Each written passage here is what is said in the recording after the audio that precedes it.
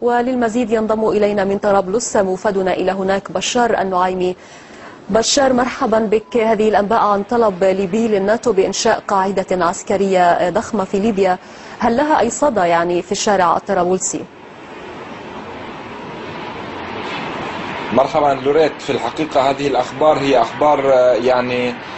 على درجة من الصحة، بحيث أن الشارع الليبي منقسم إلى قسمين أو إلى شطرين بالنسبة لهذه الأخبار، وهذه الأخبار قد تدولت بين الشعب الليبي وبين الثوار بالذات منذ ما قبل سقوط مدينة طرابلس بيد الثوار، وهي إنشاء قاعدة عسكرية بالذات في مدينة بنغازي. طبعا الشعب الليبي الآن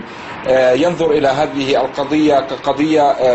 تساوي بالتحديد أو تتوازى مع دفع الثمن الذي من الممكن أن تدفعه ليبيا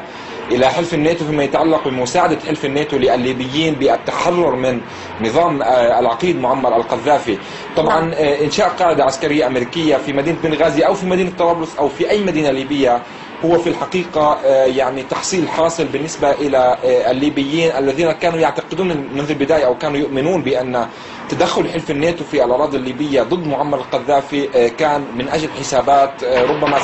ستظهر في المستقبل، وفي الحقيقة قد ظهرت الآن بحسب يعني كثير من المصادر. طبعا الشارع الليبي منقسم بالنسبة لهذه القضية، البعض يرى فيها بأنها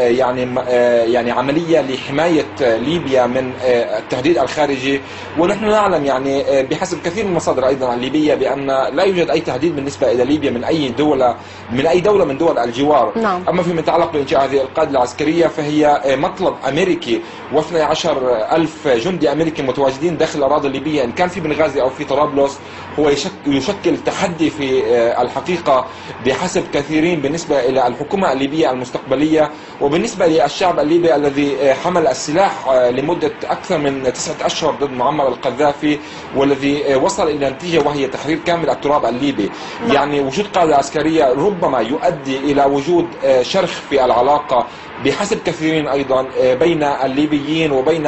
أي حكومة مستقبلية وأي قيادة مستقبلية ربما تحكم البلاد مستقبلا. طبعا هناك كثير من المحللين السياسيين والمتابعين للشأن الليبي تكلموا عن وجود هكذا قاعدة عسكرية ربما توجد في ليبيا بهدف تقسيم ليبيا إلى قسمين، قسم مع القاعدة العسكرية وقسم ضد القاعدة العسكرية في الأراضي الليبية، وهذا كلام سمعناه قبل حوالي 5 أشهر يعني في داخل الأراضي الليبية، إن كان من الكتائب التي كانت تدعم معمر القذافي وإن كان من قبل أطراف محددة في التيار الذي كان يحارب معمر القذافي في طريق تحرير ليبيا. طبعا هذه القاعدة العسكرية بالنسبة لبعض الليبيين وبالنسبة لكثير من التيارات السياسية والعسكرية الموجودة في ليبيا الآن هي تحصيل حاصل، وهي تعتبر أو تصب في خانة دفع الثمن الذي قام به دفع الثمن من قبل الليبيين الذي قام به الناتو لحماية المدنيين أو كما يقول بالنسبة لحربهم ضد معمر القذافي وكتائبه. بشار، على الصعيد السياسي هل من خطوات جديدة في طريق تشكيل الحكومة، خاصة وأن الأسبوع الأول من مدة الأسبوعين التي توقعها رئيس المجلس الانتقالي تشارف على النهاية؟ نعم لوريت، في الحقيقة هذه القضية هي يعني أيضا بالنسبة لكثير من الليبيين الآن في ليبيا في الحقيقة بالنسبة لهذه القضية هناك كثير من الشكوك وهناك كثير من الانقسامات داخل الصفوف الليبية السياسية والعسكرية على حد سواء، على اعتبار أن من يقرر الآن هو القوة العسكرية والقوة السياسية المتواجدة داخل ليبيا.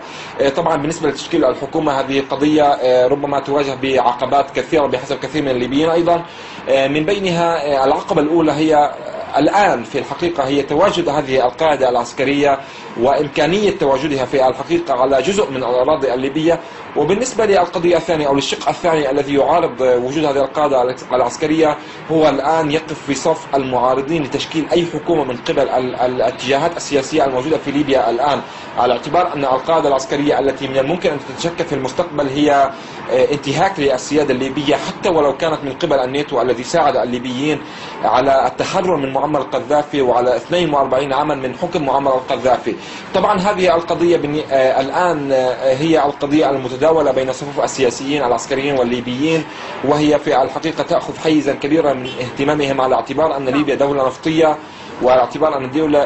اعتبار أن ليبيا هي دولة من الدول التي تصدر الغاز، وهذا يعني أن ليبيا مستهدفة من قبل أوروبا التي تعاني، ومن قبل أمريكا أيضا على حد سواء يعني، وهي دولة يعني تعتبر من الدول التي تصدر الغاز والنفط، وبالتالي فهي دولة